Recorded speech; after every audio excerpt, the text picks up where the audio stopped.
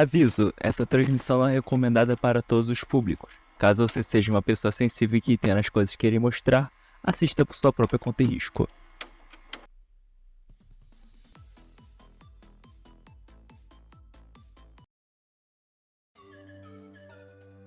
Sejam bem-vindos ao meu primeiro vídeo de iceberg aqui no canal. E para iniciar esse novo tipo de vídeo, eu primeiro irei explicá-los como funciona o iceberg da internet.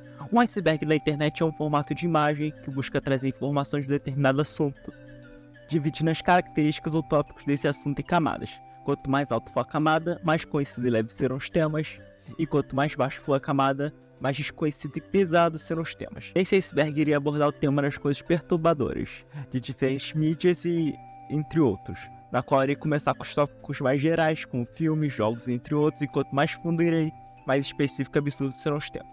Eu não tenho certeza se ficou claro o que eu quis dizer, tal, mas ao longo do vídeo estará tudo mais claro, isso eu tenho certeza. E então eu apresento a vocês as coisas mais perturbadoras da história.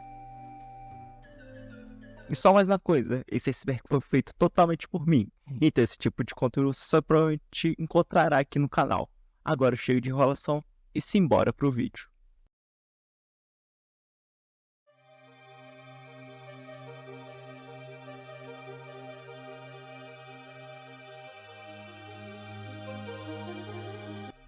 Serbian Film. Serbian Film é um filme serbiano que conta a história de um ator de filmes adultos aposentado que tem uma vida tranquila com sua esposa e seu filho pequeno, mas por questões financeiras o ex-ator volta ativo recebendo a proposta de participar de um filme adulto.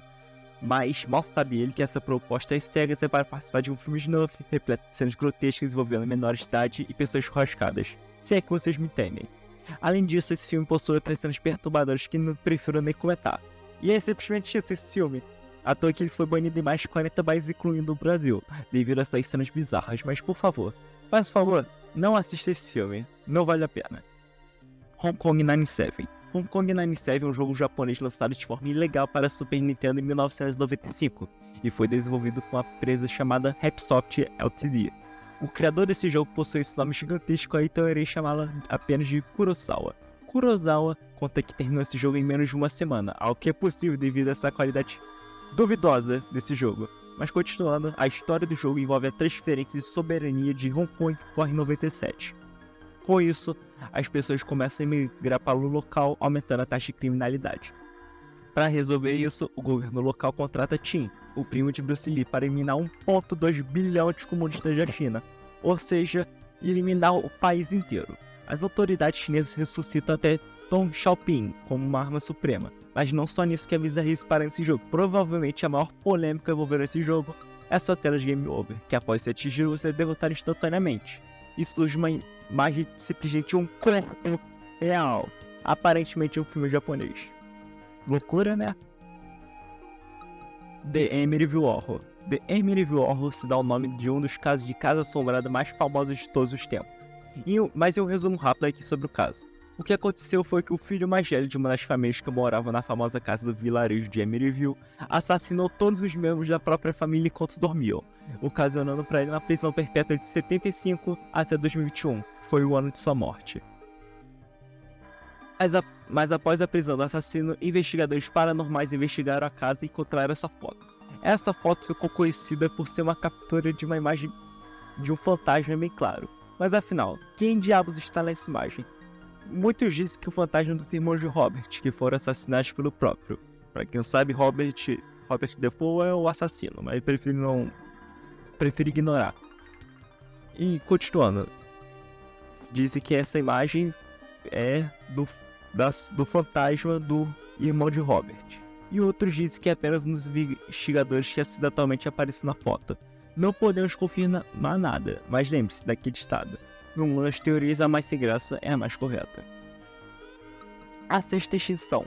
A sexta extinção se refere a um fato científico que prova que nesse momento estaria acontecendo uma extinção em massa no planeta Terra, sendo a sexta das outras várias.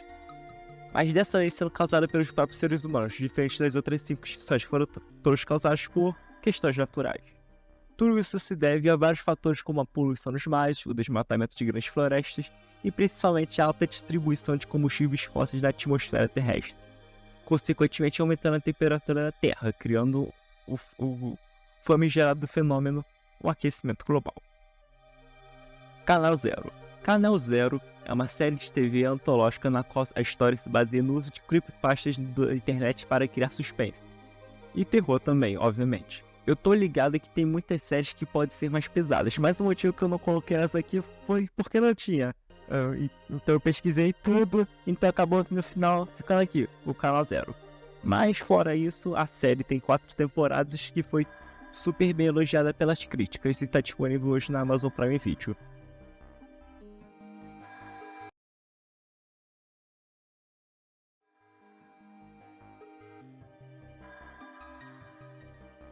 Cantonês. O cantonês, apesar de ser um idioma, a gente poderia considerá-lo que ele é assustadoramente difícil de aprender? Talvez. Mas continuando, o cantonês é um dos idiomas mais da China continental, sendo muito falado principalmente em Hong Kong e Macau. Mesmo com a grande população na China, o cantonês é falado apenas por 70 milhões de pessoas no mundo. E por ter uma escrita logográfica com milhares de caracteres, o cantonês é considerado a língua mais difícil do mundo. Neuralgia do trigêmeo. A neuralgia do trigêmeo está nessa lista por ser considerada a pior dor do mundo. Para quem não sabe, o nervo do trigêmeo é o responsável pelo controle dos músculos de mastigação e também pelo transtorno de informações sensitivas do rosto e dentes ao cérebro. Os principais sintomas dessa doença, digamos assim, é uma dor extrema no rosto semelhante a um choque elétrico, dor ou ataques ativados ao tocar no rosto, e também uma sensibilidade excessiva para dores, formigamentos e queimações desconfortáveis. A neuralgia do trigêmeo geralmente é causada com um toque da veia com o nervo, resultados de cirurgia, o frio extremo, entre outros. Mas pode ficar tranquilos, pois é uma doença até que rara de se conseguir na maioria das situações. Shoujo Tsubaki. Shoujo Tsubaki, ou Midori para facilitar, é um anime que foi lançado em 2 de maio de 1992 no Japão. O anime do Tohiro Harada foi considerado uma das animações mais perturbadoras de todos os tempos. Tudo devido ao seu conteúdo muito gráfico e explícito. A repercussão do anime foi tão grande que o anime chegou a ser banido praticamente no mundo inteiro. E foi banido inclusive no Japão, a casa do criador. Bizarro, né? Black Sabbath. Black Sabbath, lançado em 1970, foi a primeira faixa e segundo single do álbum do Black Sabbath, da banda Black Sabbath. Sim, é isso mesmo que você ouviu. Considerada uma das músicas mais polêmicas de uma das bandas mais polêmicas da história, a música gerou uma grande repercussão pelos críticos e grupos religiosos por causa da atmosfera sombria e tenebrosa da música. Além de sua letra, que é confundida até hoje com uma apologia ao satanismo. The Blank Room Soup.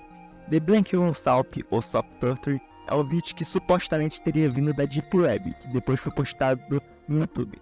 No vídeo mostra um homem chorando comendo uma sopa com uma colher de pau bem maior do que o necessário para ela. Mas ao longo do vídeo vem aparecendo umas pessoas com umas fantasias de bonecos pretos e brancos sem qualquer expressão, encarando e consolando o homem.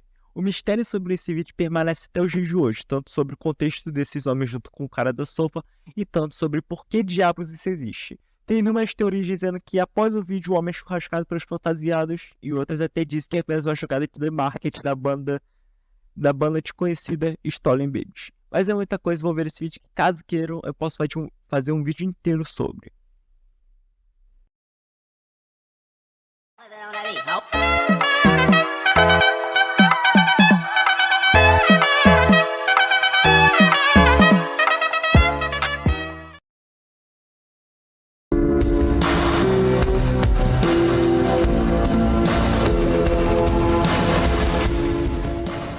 Death Date. Death Date é um dos sites mais bizarros que eu já vi na internet, pois ele é totalmente baseado em suposições baseadas em características suas, como seu nome, sua altura, seu peso e entre outros, que após o preenchimento de suas características, ele simplesmente irá te dizer a data da sua morte, até mesmo a causa dela, ao que convenhamos que dependendo da probabilidade que o site colocar para você, os resultados não serão os melhores. Crossed.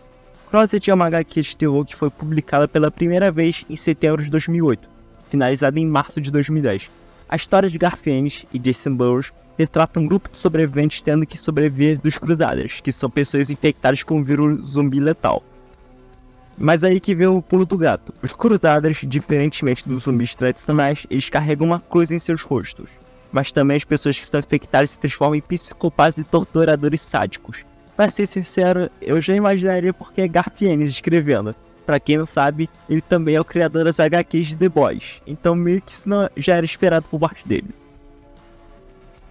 120 Dias de Sodoma. 120 Dias de Sodoma é um livro escrito em 1904 de um escritor francês com esse nome bizarro aí, na qual conta a história de 4 libertinos homens ricos que decidem experimentar a derradeira gratificação sexual em conjunto. Para fazer isso, eles se trancam um castelo durante 120 dias. Aí vem o nome do livro, na qual possuem um harém com 36 vítimas e sua grande maioria sendo homens e mulheres. E envolve 4 donos de bordéis para contar a história de suas vidas. A narração das mulheres são uma inspiração para o sofrimento das vítimas que gradualmente aumenta a intensidade e termina em seu abate. O livro, após seu lançamento na Alemanha em 1904, ele foi banido em toda a Europa durante grande parte do século XX. E 71 anos após o lançamento do livro, o próprio ganhou uma adaptação live action em 1975. E foi assim como seu livro também foi banido em diversos países. Assim, 120 Dias de Sodoma se tornou um dos livros e um dos filmes mais polêmicos de todos os tempos. Robin Williams foi um sacrifício dos Illuminati. Essa do Robin Williams sendo um sacrifício dos Illuminati é uma teoria da conspiração que surgiu logo após o falecimento do próprio, na qual a principal evidência é um episódio de Family Guy. Sim, é isso mesmo que você ouviu. Mas para dar um contexto sobre essa teoria, é o seguinte: minutos antes da morte do ator ser primeiramente anunciada pelo canal da BBC, foi ao ar um velho episódio de Family Guy na qual Peter Griffin consegue transformar qualquer coisa que ele toca em Robin Williams. E no momento do episódio, Peter tenta atirar em si próprio, mas a arma se transforma em Robin Williams. Os teóricos apontam para essa cena como sendo uma mensagem implícita de que a BBC já sabia da morte do ator, antes mesmo de ter sido confirmada. Mas independente do que seja, nós lamentamos que ele tenha partido, mas que ele ainda estará em nossos corações. Descanse em paz. Aokigahara. Aokigahara é uma floresta no Japão na qual, por sinal, você não deve conhecer, porque digamos que ela da floresta é conhecida por um lugar onde as pessoas cometem atos com a própria vida. Então acho que vocês já entenderam o que eu quis dizer. Mas essa floresta tem esse nome bizarro aí que eu não vou falar, simplesmente pelo fato de umas 500 pessoas decidiram acabar com suas vidas nos últimos 70 anos na própria floresta. Um fato curioso é que o youtuber Logan Paul fez um vídeo com os amigos dele entrando nessa floresta. E durante o vídeo, ele supostamente, que eu não assisti o vídeo na época, então só recebi relatos, supostamente eles encontrou a pessoa com uma corda rodando do pescoço imóvel, se é que você me entende. Aí eles filmaram tudo e ainda ficaram fazendo piada. E naquela época o YouTube não era tão restrito para esse tipo de coisa. Mas esse vídeo fez com que o YouTube mudasse todas as suas regras, mudando suas restrições para colocar algo mais seguro. À toa que eu não falei muitas palavras consideradas pesadas nesse vídeo porque o YouTube iria me caçar.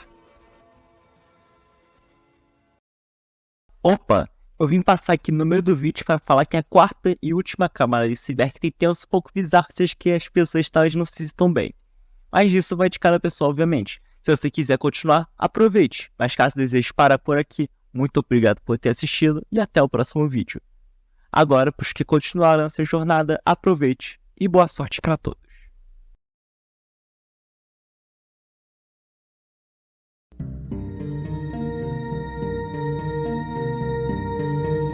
Ereção pós-mortem. A ereção pós-mortem ou ereção terminal é uma característica do corpo do homem que é literalmente uma ereção que se dá após a própria morte. Praticamente um priapismo, mas isso vai acontecer mais com homens que forem executados, em específico o enforcamento.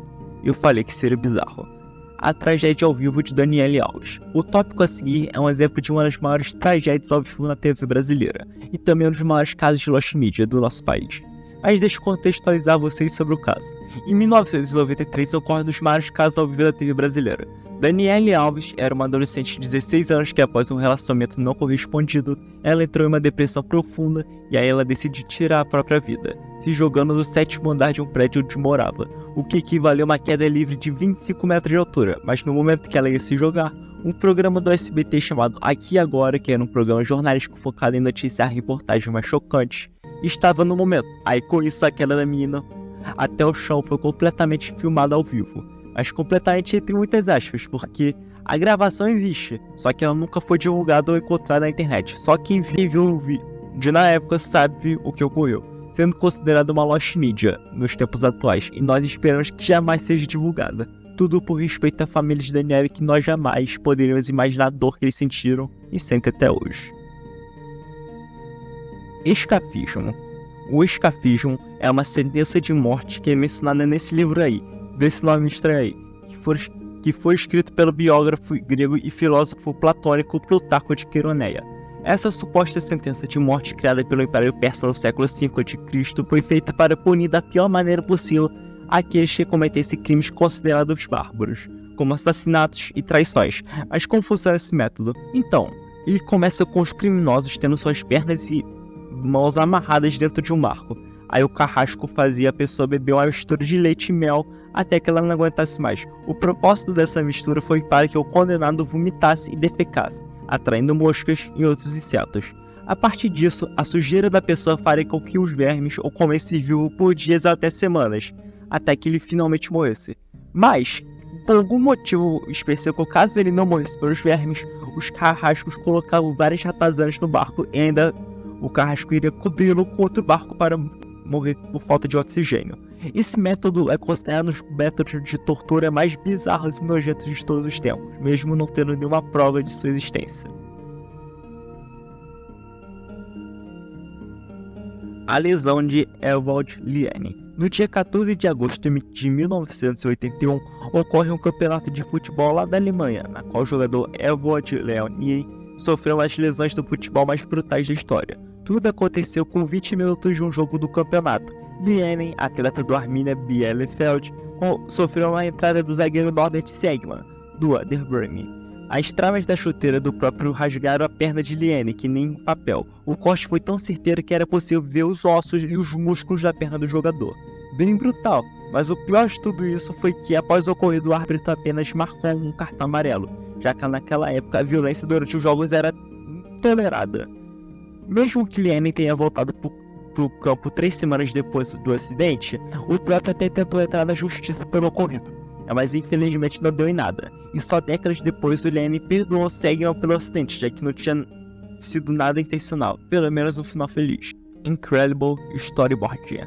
Tá bom, esse último vai ser longo, mas será necessário para que vocês entendam isso tudo. Esse tópico se refere a um episódio que nunca foi ao ar dos Rugrats. Sim, aquele desenho das crianças loucas lá. Então, o que acontece? Um grupo dos animadores do desenho, para aliviar o estresse de ter que trabalhar na chatice do storyboard, decidiram se reunir para brincar, digamos assim, com seus trabalhos e suas profissões.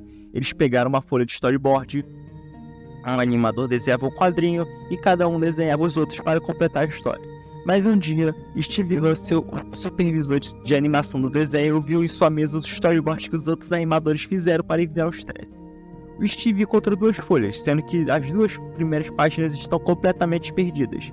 Mas o que tinha naquelas folhas? O que tinha era o seguinte: nós tínhamos Angélica sendo totalmente babaca com o Tommy, que é o normal do desenho, mas ela estava bem violenta do que o normal, até que manda Tommy pegar um copo de suco para ela na geladeira. Ele pega, mas ele coloca desentupidor líquido e comida de cachorro no copo, e dá para ela. Steve disse que ficou enojado com isso tudo que viu, por isso se rendeu a continuar a história. Enquanto os outros animadores fizeram de 3 a 4 quadrinhos, Steve adicionou 12. Adicionou apenas 8 desses quadrinhos que foram a público, graças ao próprio Steve que tirou foto do próprio. Mas esses quadrinhos de Steve começam quando a mãe de Tommy reclama com seu filho estar tomando suco antes da janta, até que o pai de Tommy aparece e começa a bater na própria esposa na frente dos filhos. Além disso, ele fala umas coisas maliciosas para sua filha Angélica e força Tommy a beber aquele suco envenenado que na vida real pode matar um adulto. Mas o pior continua com o resto da equipe dos animadores que desenharam Angélica fazendo coisas com o próprio pai. Acho que não preciso dizer muito, né? Steve, após ver o que aquilo se tornou, ele pegou os storyboards e os destruiu, deixando aquele segredo somente entre ele e sua equipe e escondendo completamente dos executivos da Nickelodeon. Cara, eu falei que os conteúdos daqui seriam bizarros, agora não me diga que eu não falei.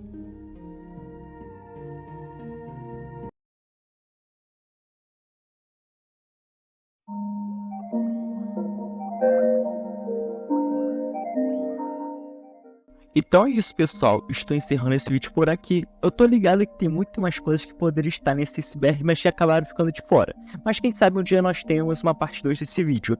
Ah, e só mais uma coisa antes de terminá-lo. Esse vídeo tem muito trabalho para ser feito, a pesquisa foi longuíssima e foi feita totalmente por mim.